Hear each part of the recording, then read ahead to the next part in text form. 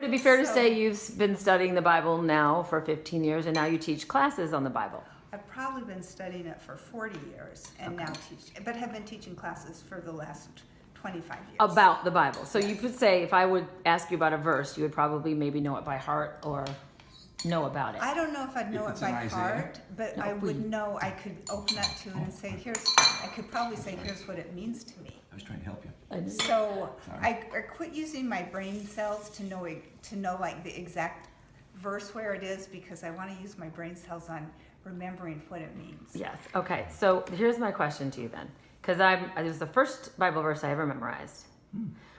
And I remember because that's how I got through Bible class, because I have a photographic memory and I can memorize really easily. Oh, I wish I had. And the verse, and it also made me feel really good. And it was about the lion and the lamb laying down together. The lion shall lay down with the lamb. And that sort of represented peace and then, a new earth in a way, And I'm an animal person, so I love the paintings of the lion and the lamb, and that verse meant a lot to me. What would you say about that verse? I would say that verse is exactly what you said. It is about peace, and it represents, a new order, meaning right now you're not going to have a lion and a lamb in the same room without one being hungry and the other being dinner. And so this is a verse that talks about the way it was before the fall of man, before the mortality the way we know it. It'll be a way that we ultimately end back to. And what a wonderful thing when it's not only that the animals get along, but mankind gets along. Exactly, and that's why it struck me. And whenever I saw a lion, even in the book Lion, the Witch, and the Wardrobe, Aslan, just the majesticness of a lion and a lamb, and the paintings, and that verse, I know it was the lion shall lay down with the lamb. And now I cannot find a verse that says the lion shall lay down with the lamb. The verse that I remember is now, when I look in any Bible, not just the King James Version, but now it says the wolf shall dwell with the lamb. I believe there's one in Isaiah 11. Yes, Isaiah 11, verse 6. And I can go. I'll go No, we've already done. We already did it. They're not as true as mine because mine are marked up, so I recognize stuff. It's, I believe it's Isaiah 11, verse 6. Lion will lie down with the lamb. And, people say it was always the wolf will lie down with the lamb.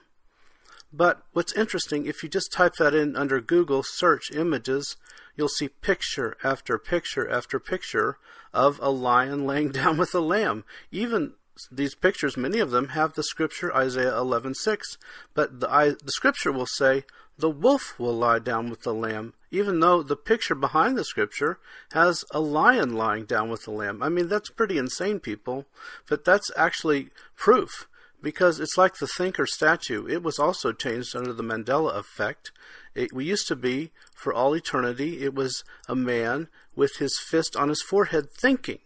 But it's been changed to his open fist on his chin, like we're taking one on the chin and we don't have the will to fight back anymore. That's the secret MaNdElA coded message there, I believe.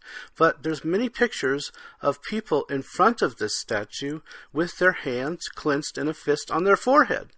So it's pretty crazy. It's like some science fiction movie. Why would somebody pose in a pose about a statue that didn't have that pose? And the same reasoning applies here. Why would people paint pictures over? You can see them. There's just many and many of them, hundreds, on a Google search that all say the lion will lie down with a lamb. They have a picture of a lion lying down with a lamb about that scripture, if that scripture never said the lion will lie down with a lamb, but the wolf.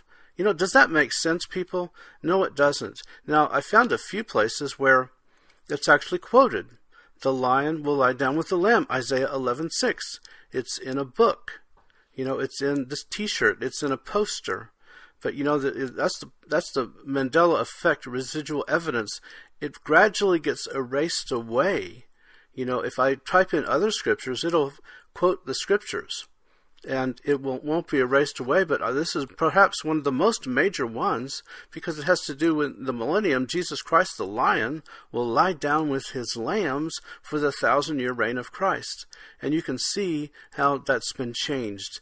And why would there be hundreds of pictures of a lion lying down with a lamb, if the scripture said for all eternity, the wolf will lie down with the lamb. It doesn't make any sense, people, does it? Use your head, use your noggin. There's no reason why the scripture talking about a wolf would have a lion lying down with a lamb unless there's some conspiracy theory changed it, unless some dark forces changed it, which is really what the Mandela effect is all about if you don't know.